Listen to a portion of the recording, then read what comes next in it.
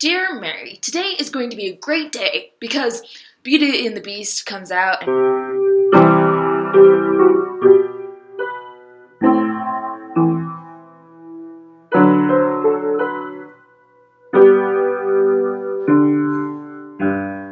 I'm super excited. But also, today is going to be a great day because there's 104 days of summer vacation and school comes along just to end it. Wait, it isn't summertime and we aren't children, whom are the target for the show Phineas and Ferb, which is what that song is from, in case you didn't know. Anyway, a children's show or not, it still has a good point. Today is going to be a great day. I've been made fun of for enjoying a children's show, and people have made fun of me because I can be goofy and silly and unfocused, and at times I've been called immature and childish for these traits. Adults often use the word childish as a derogatory term, but I don't think it should be all the time. At my age, I am supposed to have left my childish behaviors behind and become a mature, fully functioning adult, at least to a certain extent. And a couple years ago, I was really looking forward to this time in my life because I was sick of the stupid, immature freaks that I was surrounded by in high school. I thought as I reached adulthood that people around me would become these wise and mature people who could handle problems with calm precision. But as I have grown and witnessed adults handling problems, I have not been impressed. It seems to be, as people age, they leave the best parts of their childhood behind them and struggle to let go of the worst childish behaviors. I once babysat these siblings, a boy and a girl, and the boy took one of the girl's toys and she started crying, so I asked him to give it back to her. He responded, "But I want it."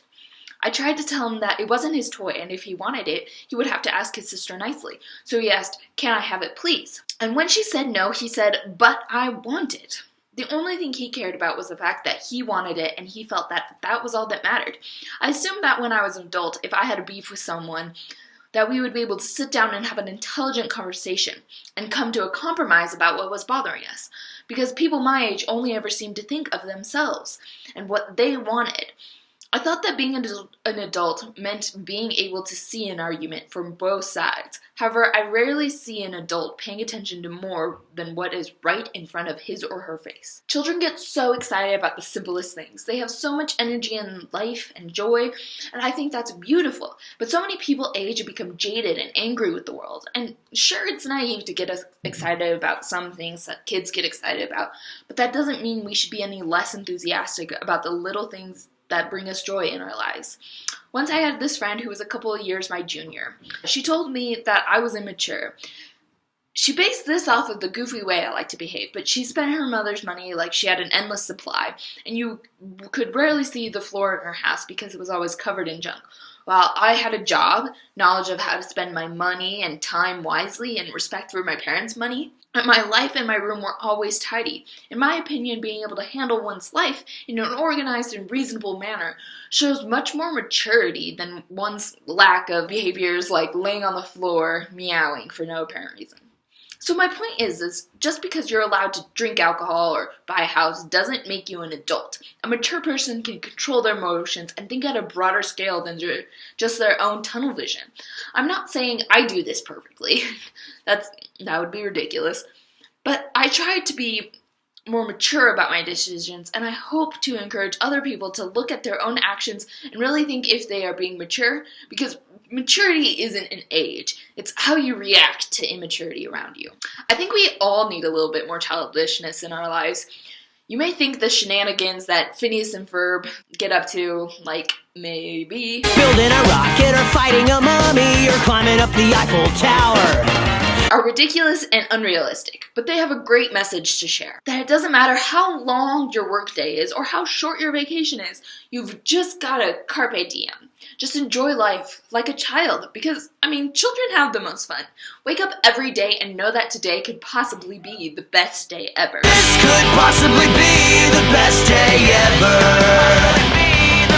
And the forecast says that tomorrow will likely be 1,000,006 times better. So for as long as I can, I'm going to try to keep my childish love of life and fun and magic and fairy tales because it makes me a more content person and much more fun to hang out with. It's important to know that today is going to be a great day. It's spring, and the sun is starting to come out, and winter has the highest depression rate, and so if you're the type of person who's brought down by the dropping of temperatures, it's time to lift your chin up, because spring is here. I try to look at the bad things that happen to me as opportunities to feel even better the next day. Like, there has been times where I've gotten so sick that I can barely get out of bed. But when I finally get on the mend, I feel so good.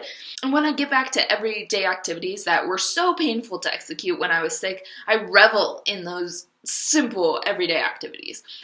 Like walking to class without needing to take a nap on the way.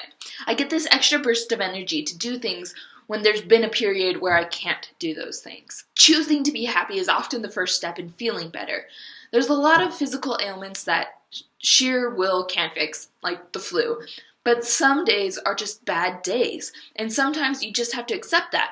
But a lot of people use bad things that happen to them as excuses to just be upset all the time. Sometimes you just have to go to bed on a bad day and wake up the next, and chances are that day won't be any worse than the day before.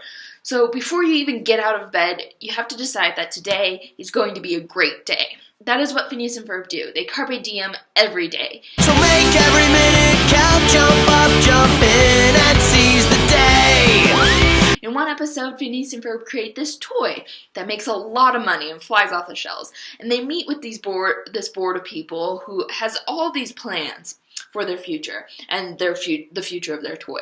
But they say, "We're going home." And all the stockholders are shocked. But why? That they would throw all that profit away. You're at the top of your game. You've got your whole career ahead of you. But they had already done that. They were ready to move on. So it's okay to move on from whatever you're stuck on. I mean, whether it's a good thing or a bad thing, you can move on from it. There's no excuses, just carpe diem. Let's make sure that in every single possible way, today is gonna be a great day. Sincerely, Madeline. Thanks a lot, guys. No problem. We appreciate the gig.